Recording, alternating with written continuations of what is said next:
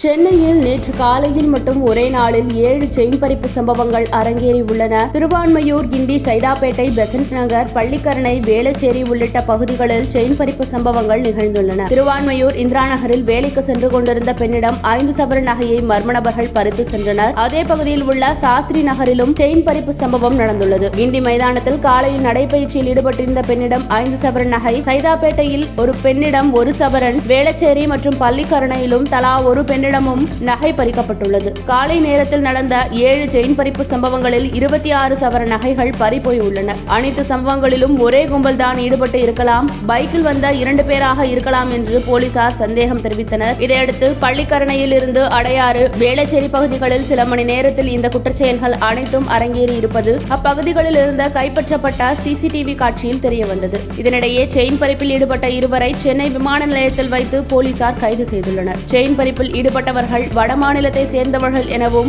ஐதராபாத் தப்பிச் செல்ல முயன்றதும் காவல்துறை விசாரணையில் தெரியவந்தது. மேலும் இந்த கும்பலில் இருந்து தப்பிச் செல்ல முயன்ற ஜாஃபர் குலாம் ஹுசேன் என்பவரை போலீசார் என்கவுண்டர் செய்துள்ளனர். இந்த சம்பவத்துடன் சென்னை மாநகர காவல் ஆணையராக அருண் பொறுப்பேற்ற பின் இது 4வது என்கவுண்டர் என்பதும் குறிப்பிடத்தக்கது. ஆம்ஸ்ட்ராங் கொலை வழக்கில் கைதான திருவேங்கடம், காக்காத்தோப்பு பாலாஜி மற்றும் ரவுடி சிங் ராஜா என்கவுண்டர் செய்யப்பட்டது. மேலும் திருவேங்கடத்தை என்கவுண்டர் செய்த திருவான்மையூர் ஆய்வாளர் முகமது புகாரியே செயின் பறிப்பில் ஈடுபட்ட வடமாநிலத்தைச் சேர்ந்த ஜாஃபர் குலாம் ஹுசேனை என்கவுண்டர் செய்துள்ளார் என்பதும் குறிப்பிடத்தக்கது. இதுவரை சென்னை மாநகர காவல் ஆணையராக அருண் பொறுப்பேற்ற பின் இதோடு 4 பேர் என்கவுண்டர் செய்யப்பட்டுள்ளனர். இந்த சம்பவத்தால் தமிழகத்தில் சட்ட ஒழுங்கை சீர் செய்வதற்கு என்கவுண்டர் தான் தீர்வா என மக்கள் மத்தியில் கேள்வி எழும்புகிறது. அப்படி என்றால் நீதிமன்ற விசாரணை மற்றும் தண்டனைகள் என்பது எதற்கு என சரமாரி கேள்வி எழுப்பியுள்ளனர். என்கவுண்டர் என்பது மனித மிருக செயலாகும்.